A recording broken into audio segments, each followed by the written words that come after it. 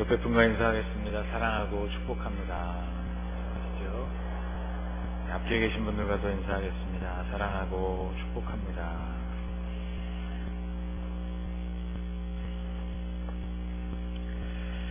광야로 나온 이스라엘 백성들은 하나님의 인도하심을 받았습니다. 광야에 머무는 40년 동안 하나님은 언제나 정확하셨고 언제나 친절하셨고 언제나 분명하게 그들의 길을 인도해 주셨습니다. 낮에는 구름기둥이 이스라엘 백성들을 인도했고 밤에는 불기둥이 같은 역할을 감당하게 됩니다. 오늘 본문은 바로 그 하나님의 인도하심을 아주 자세하게 우리에게 들려주고 있습니다. 여러분, 성경의 핵심 내용을 파악하는 기본적이지만 아주 강력한 도구가 하나 있습니다. 그것은 성경 안에서 반복되고 있는 말에 주목하는 것입니다. 오늘 본문에도 반복되는 말들이 여러 등장을 합니다. 우선 우리 눈에 띄는 문구가 하나 있지요. 바로 그것은 여호와의 명령을 따라라는 문구입니다. 여러분, 이 문구가 놀랍게도 오늘 본문 안에 7번이나 등장합니다. 제가 한번 등장하는 말씀들을 읽어볼 텐데 여러분, 붉게 표시되어 있는 똑같은 부분, 여호와의 명령을 따라, 한번 따라해 보실까요? 여호와의 명령을 따라. 네, 이 여호와의 명령을 따라라는 부분이 나올 때만 여러분 큰 소리로 한번 같이 읽어주시기를 바랍니다.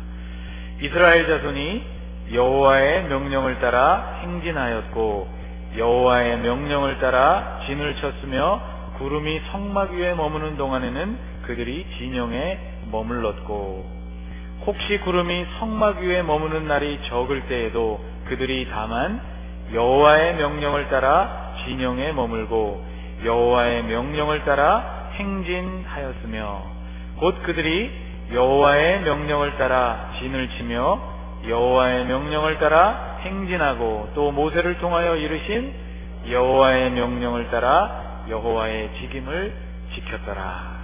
아멘. 7번이나 똑같은 구절이 반복되고 있습니다. 여호와의 명령을 따라. 이 여호와의 명령을 따라라는 구절을 히브리어 성경을 보면 이렇게 되어 있습니다. 알피 예호와. 뒤에는 예호와, 여호와의 이름이 드러나 있는데 이스라엘 사람들은 그들의 입에 거룩하신 하나님의 이름 여호와를 올리기를 꺼리기 때문에 이 본문을 눈으로는 알피 예호와라고 읽지만 읽을 때에는 알피 아도나이, 주님이라고 여호와의 이름을 읽습니다. 알이라는 말은 전치사인데 무엇을 따라서 또는 무엇에 근거하여 그런 뜻을 가진 말입니다. 피라는 말은 폐에서 파생된 말인데 이것은 입을 가리킵니다. 여러분, 얼굴에 달려있는 이 입을 말합니다. 그래서 이 말씀을 직역하면 여호와의 입을 따라서 그렇게 해석이 되고 이 말씀의 의미로 이 말씀을 풀면 그래서 이것이 여호와의 명령을 따라 그렇게 번역이 될 수 있는 것이죠. 표현은 조금 다르게 되었지만 19절 말씀도 의미상으로는 이것과 같은 그런 말씀입니다. 같이 한번 읽을까요? 구름이 성막 위에 머무는 날이 오랠 때에는 이스라엘 자손이 여호와의 명령을 지켜 행진하지 아니하였으며 여호와의 명령을 지켜 그렇게 말하고 있죠. 그러므로 이 19절까지 말씀을 포함하게 되면 여호와의 명령을 따라서 행하였다는 이 말은 총 8번이나 오늘 본문 안에 드러나고 있습니다. 강조하고 있는 문구라는 뜻이죠. 반복되고 있는 또 다른 말을 두 가지 더 찾아보면 하나는 행진이고 또 하나는 머무름입니다. 행진이라는 말은 17절, 18절, 19절, 20절, 23절에 한 번씩 나오고 있고 21절과 22절에 두 번씩 등장하고 있습니다. 17절 행진하였고 18절 행진하였고 19절 행진하지 20절 행진하였으며 23절 행진하고 21절 행진하였고 행진하였으며 22절 행진하지 행진하였으니 총 9번이나 이 말씀이 등장하고 있습니다. 또 머물렀다는 표현도 여러 번 등장하는데 18절과 20절에 한 번씩 22절에 두 번을 등장하고 있습니다. 머물렀고 머물고 머물러 머물고. 그러므로 반복되고 있는 이 중요한 말씀들을 종합해보면 이런 뜻이 됩니다. 이스라엘 공동체는 하나님의 명령을 따라 행진하기도 했고 하나님의 명령을 따라 머물기도 했다는 것이죠. 재미있는 점은요, 알피 여호와의 입을 따라 라고 말씀되어진 이 명령, 하나님의 명령을 따라 그들이 행진하기도 했고 머물기도 했다는 이 말이 여호와의 입으로 표현되고 있지만 사실 그 명령은 매번 하나님의 입을 통해서 선포된 그런 명령은 아니었다는 점입니다. 이 명령은 실상은 귀로 들려질 수 있도록 입으로 선포되어진 말씀이 아니라 눈으로 볼 수 있도록 보여진 그런 명령이었다는 것이죠. 이 명령이 성막 위에 나타나는 구름의 모양으로 이스라엘 백성들의 눈에 보여졌다는 것입니다. 구름이 떠오르고 움직이기 시작하면 이스라엘 백성들이 어떻게 했나요? 그 구름을 따라 행진하기를 시작했고 구름이 가던 것을 멈추게 되면 바로 멈추어진 그곳에 성막을 펴고 그리고 그 성막을 중심으로 이스라엘 백성들이 수경지를 편성하면서 구름이 머무르는 동안에는 이스라엘 백성들도 그곳에 머물렀다는 것입니다. 이스라엘 백성들을 출발하게도 했고 멈추게도 했던 이 신호, 아주 단순한 체계처럼 보이지만 매우 강력한 이 신호가 40년 동안이나 이스라엘 백성들이 광야를 여행하는데 아주 큰 도움을 주었다고 오늘 본문은 증언하고 있습니다. 그러므로 제 생각에는 이스라엘 백성들, 40년을 광야를 통과하는 이스라엘 백성들에게는 당연히 한 가지 버릇이 생겼을 것이라고 확신하는데 그것은 언제나 성막 위에 머무르고 있는 이 구름을 주목하는 그런 버릇이었을 것입니다. 아침에 일어나서 천막문을 열고 제일 먼저 확인하는 것이 성막 위에 구름이 그대로 있는가 아니면 떠올라서 움직이는가 하는 것이었을 것이고 잠자리에 들기 전에도 천막문을 닫기 전에 마지막으로 확인하는 것도 역시 성막 위에 머물고 있는 구름이었을 것입니다. 이스라엘 백성들은 전통적으로 구약 율법에 의해서 광야를 진행하는 동안에 광야 안에서 볼일을 보지 못하도록 법으로 정해져 있었습니다. 참 재미있는 법이죠. 진중에는 배설물을 둘 수 없도록 되어 있었습니다. 그래서 항상 볼일을 보려면 진이 편성된 그 바깥으로 나가야 했는데 한밤중에 깨어서 화장실을 갈 때에도 이스라엘 백성들이 천막문을 열고 나와서 그들의 눈에 첫 번째로 보여지는 광경은 성막 위에 머물고 있는 구름, 밤에는 그것이 불꽃의 모양으로 나타났다고 했는데 바로 이러한 모양이 그들의 눈에 제일 첫 번에 들어왔고 언제 어떻게 진이 움직여갈지 몰랐기 때문에 24시간 관심을 가지고 기울이는 것이 바로 이 성막 위였다는 것입니다. 진영을 지키는 파수꾼들과 불침번들도 항상 주의 깊게 관찰하는 것이 이 성막 위에 머무르고 있는 구름 또는 하나님의 불꽃이었습니다. 한밤중에 갑자기 불꽃이 움직이기 시작한다거나 갑자기 휴식을 취하고 있는 백성들 가운데 구름이 움직이기 시작하면 그때는 서둘러서 다시 텐트를 걷고 이동할 수 있는 준비를 갖추어야만 했기 때문에 언제나 주의 깊게 이곳을 관찰했다는 것이죠. 광야는 여러 가지로 불편한 곳입니다. 강력한 더위가 있고 살인적인 추위가 있는 곳입니다. 음식이 없고 물도 없는 곳이 광야이죠. 편의시설이라는 단어를 찾아볼 수 없는, 꿈도 꿀 수 없는 그런 곳이 광야입니다. 광야에는 화장실도 없습니다. 성벽처럼 그들을 보호해 줄 수 있을 만한 아무런 시설이 없는 완전히 노출되어 있는 곳이 광야입니다. 가도 황량한 땅만이 계속되는 곳이 광야입니다. 아마 여러분 제가 이런 광야에서 살고 싶은 분 손 들어보십시오 하면 오늘 손 드실 분이 아무도 없을 것입니다. 여러분 우리 인생도 이런 광야에 나와 있는 것 같을 때가 있습니다. 우리를 힘들게 하는 모든 문제들이 도사리고 있는 것, 마실 것도 없고 먹을 것도 없고 성벽처럼 우리를 보호해 줄 만한 것이 아무것도 없어서 광야에 홀로 내버려진 것과 같은 그런 느낌들을 가지면서 인생의 어려운 때를 지나는 그런 때가 있다는 것이죠. 그런데 여러분 광야가 좋은 점이 있습니다. 두 가지 좋은 점이 있습니다. 하나는 기댈 곳이 없기 때문에 하나님의 인도하심에 집중할 수밖에 없다는 장점이 있습니다. 두 번째는 자주 이동을 해야 하기 때문에 그들이 가지고 있는 삶의 짐이 단순해진다는 이점이 있습니다. 여러분 여행을 해보신 분들은 아마 이 말에 공감하실 것입니다. 여행짐은 가벼울수록 좋습니다. 여행짐이 무거워지면 무거워질수록 그 여행은 기쁨이 아니라 고역이 되기가 쉽기 때문이죠. 그들이 의지할 것이 아무것도 없었기 때문에 광야라는 곳에서 아무것도 그들을 보호해 줄 수 없었기 때문에 그들은 오직 하나님의 인도하심을 집중할 수밖에 없는 환경이었습니다.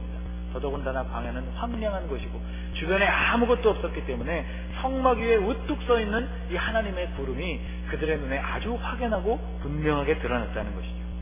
자주 그들은 짐을 싸고 이동해야 했기 때문에 그들의 삶은 복잡해질 수가 없었고 매우 단순해질 수 있었다는 것입니다. 그러므로 여러분, 이 40년 동안의 기간은 겉으로 보면 매우 힘든, 척박해 보이는 그러한 기간이었지만 사실상 내용은 하나님과 동행하고 함께하는 매우 행복했던 시절이라고 볼 수 있는 것이죠. 광야 40년을 마치고 이스라엘 백성들이 드디어 가나안 땅을 밟게 됩니다. 이스라엘 백성들은 가나안 땅에서 비로소 꿈에도 그리던 정착이라는 말을 실현하게 됩니다. 여러분, 군대 다녀오신 분들 여기 많이 계시죠? 군대 훈련 중에서 제가 아직도 기억나고 생각하면 아직도 짜증나고 힘들었던 훈련이 있는데 그게 바로 수경지 재편성이라는 그런 훈련입니다. 쉽게 말하면 군대 캠프를 옮기는 것인데요. 이제 기껏 물자를 한 30km에 육박하는 군장을 짊어지고 수십 킬로를 걸어가서 한 곳에 거기에서 머물면서 거기서 이제 또 참호를 파고 그리고 또 천막을 짓고 밥해 먹을 수 있는 시설들을 다 만들면 이제 거기서 훈련이 마쳐지게 됩니다. 그러면 이제 거기서 잠도 잘 수 있고 좀 휴식도 취할 수 있고, 그런데 다 물자도 옮기고 참호도 파고 천막을 쳐서 살만하면 어떤 명령이 떨어질까요? 네, 부대를 이동하라, 그런 명령이 떨어지는 겁니다. 그러면 거기에 쳐놨던 텐트도 다 다시 걷고 참호도 다 다시 메꾸고 머물렀던 흔적을 다 없애고 완전히 새로운 곳으로 또 가는 겁니다. 완전히 맨 땅에 가는 거죠. 가면 또 뭐 하는 거죠? 거기서 또 텐트 치고 또 참호하고 또 똑같은 훈련을 하는 것입니다. 여러분, 이스라엘 백성들은 이거를 군대가 우리가 복무하는 것처럼 3년 남짓 이런 일들을 하는 것이 아니었고 무려 40년 동안이나 이런 일을 반복했다는 것입니다. 그러니 여러분, 유랑하는 생활을 끝내고 드디어 가나안 땅에 그들이 정착하게 되었다는 것이 여러분, 그들로서는 얼마나 감격적인 일이겠습니까? 군대 생활을 아무리 미워하고 군대 생활에 적응을 못하는 사람도, 그래서 주둔지 막사가 아무리 밉게 보이는 사람도, 군대 다녀오신 분들은 그런 얘기하죠. 제대한 이후에 그 이후에는 군대에 있는 쪽을 향해서 화장실 볼 일도 안 본다, 그런 말을 할 정도로 아주 지긋지긋하게 생각합니다. 그런데 여러분, 아무리 그것을 힘들게 생각하는 사람도 야외에서 이루어지는 이런 훈련들을 마치고 주둔지로 복귀하게 되면 그 막사가, 그 허름하고 추운 그 막사가 얼마나 정겹고 반가운지 모릅니다. 가나안 땅에서의 생활이 드디어 그들에게 펼쳐지게 되었고 그들의 눈앞에 정말 놀라운 축복의 시간들이 시작되었는데, 그러나 여러분, 광야 40년을 마치고 그들이 그렇게 기대하던 가나안 땅에서의 생활이 시작되게 되었지만 사실 가나안 땅에서 그들이 생활하는 그들의 이 모든 생활들은 내용적으로 보면 훨씬 더 힘든 생활이었다고 보아야만 한다는 것이죠. 요즘 여러분 학생들이 졸업을 하는 시즌이죠. 여러분, 그런데 졸업이 다 끝나는 것이라고 생각하면 큰 오산입니다. 졸업하게 되면 훨씬 더 어려운 과정이 기다리고 있는 상급 학교로 진학을 하게 되는 것이죠. 그리고 그 공부를 다 마쳤다고 해서 그것이 끝나는 것이 아니고 사회와 직장이라는 훨씬 더 어려운 관문이 그들의 눈앞에 놓여 있습니다. 이스라엘은 지금 광야 학교를 졸업하게 되어서 매우 들뜬 마음으로 기뻐서 가나안 땅에 정착하게 되었지만 실상은 그것보다 훨씬 더 힘든 과정인 가나안 학교가 그들을 기다리고 있었다는 것이죠. 여러분, 가나안은 광야보다 훨씬 더 힘든 곳이었습니다. 환경이 힘들어서가 아니었습니다. 여러분, 가나안에서는 매번 천막을 옮길 필요도 없었고 그 땅은 농사를 지을 수 있는 땅이었기 때문에 1년 내내 농사를 짓고 그 땅에서부터 나는 소산물들을 먹을 수 있는 그런 복된 땅이었습니다. 삶의 질적인 수준은 월등히 향상되었지만 그러나 무엇이 문제였는가 하면 세 가지 문제가 있었습니다. 첫 번째, 가나안 땅에는 하나님의 인도, 불기둥과 구름기둥이 없었기 때문입니다. 그들의 눈에 보여지는 하나님의 인도하심이 이제 더 이상 그들의 눈앞에 나타나지를 않았기 때문이죠. 성막은 여전히 있었지만 두 번째, 지파들은 광활한 가나안 땅에 흩어져서 살게 되면서 성막까지 오게 되는 일들이 게을러지게 되었고 그래서 거기까지 와서 절기를 지키는 일이 쉽지가 않았기 때문에 믿음 생활이 점차 멀어졌기 때문에 가나안 생활은 그들에게 어려운 생활이었습니다. 세 번째, 그들의 삶은 점점 복잡해졌습니다. 광야에서는 최소한의 짐으로도 살 수가 있었는데 정착해서 살기를 시작하니까 살림살이가 늘어나기 시작한 것이죠. 여러분, 이사하실 때 아마 이 사실에 공감하실 텐데 어디서부터 나왔는지 모를 수많은 짐들이 집안에 곳곳에 쌓여 있을 때는 몰랐는데 이사를 가리고 그것을 꺼내놓으면 얼마나 짐이 많은지 모릅니다.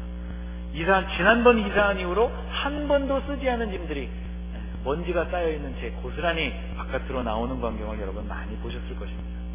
이동하는 사람들은 그런 짐을 가질 여유가 없지만 정착해서 살게 되면 살림살이가 이렇게 늘어나게 마련입니다. 땅이 생겨나게 되었고 소출이 생겨나기 시작하게 되었고 그들이 먹고도 남을 만큼의 많은 농작물들을 생산하게 되었습니다. 남는 생산물들을 거래하는 일들이 빈번해지게 되었고 드디어 그들에게 문명, 문화, 드디어 누릴 수 있는 이러한 것들이 그들 가운데 생겨졌다는 것이죠. 성읍은 발달하기 시작했고 사람들은 제도와 법을 필요로 하게 됩니다. 성읍을 보호할 수 있는 군대의 필요성도 대두되게 된 것이죠. 결국 사람들은 왕을 구하게 됩니다. 왕이 다스리는 국가가 된다면 이 모든 문제들이 온전히 해결될 수 있을 것이라고 그들이 믿었기 때문입니다.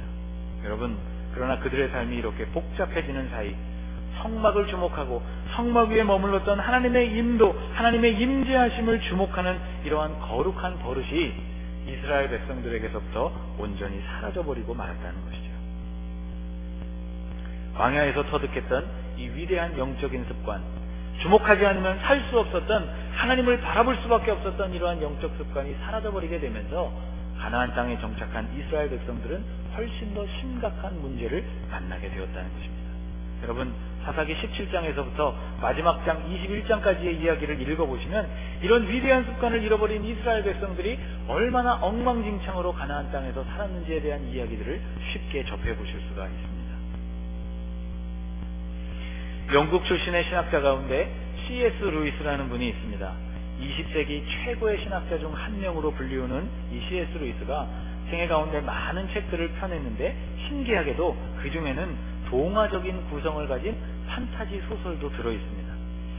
그는 이런 생각을 생전에 했다고 합니다. 문학적인 상상력이 복음을 증거하는 유용한 도구가 될 수 있을 것이다. 그런 생각을 하면서 어린이들과 어른들 모두가 읽을 수 있는 그런 소설, 그런 동화를 썼는데 그 중에 대표적인 작품이 나니아 연대기라는 작품입니다.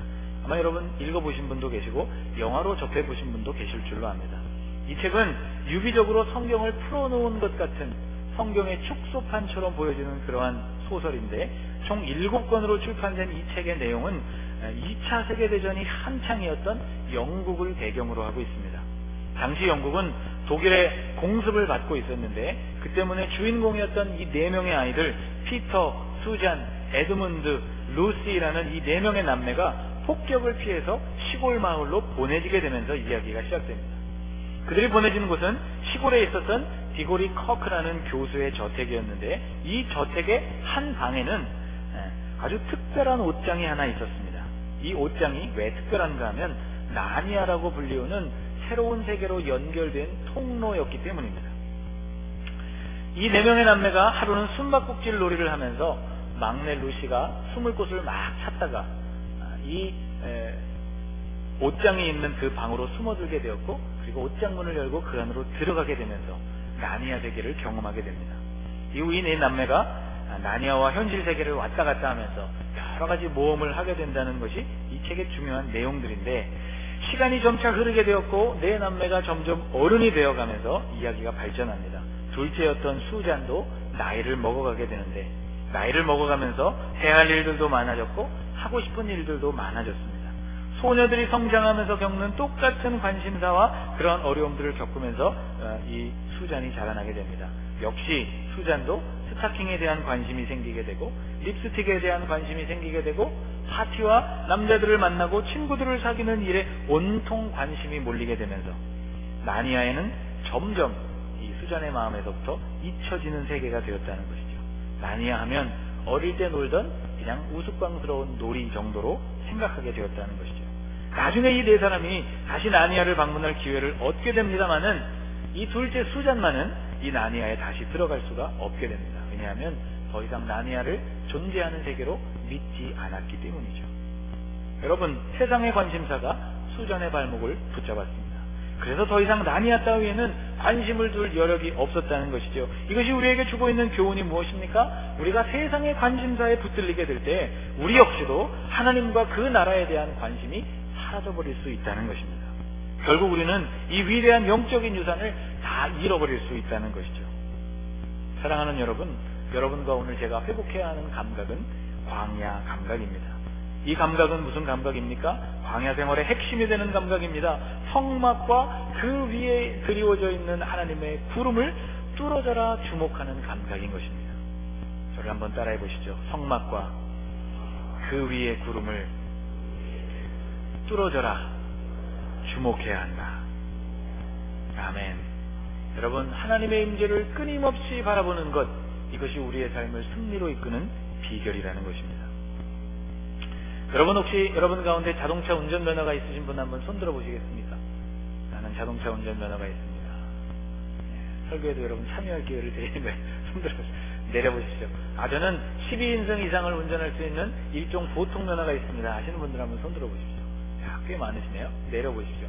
저는 일종 대형면허, 버스를 운전할 수 있는 대형면허가 있습니다. 아시는 분 한번 손들어 보십시오. 몇 분 계시네요. 한번 내려보십시오. 트레일러를 운전하실 수 있는 특수면허가 있으신 분 계십니까? 한번 손들어 보십시오.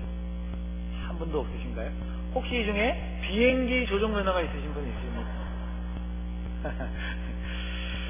여러분, 비행기를 조종하는 일은요, 작은 자동차를 운전하는 일과는 비교할 수 없을 만큼 복잡하고 어려운 일이라고 합니다.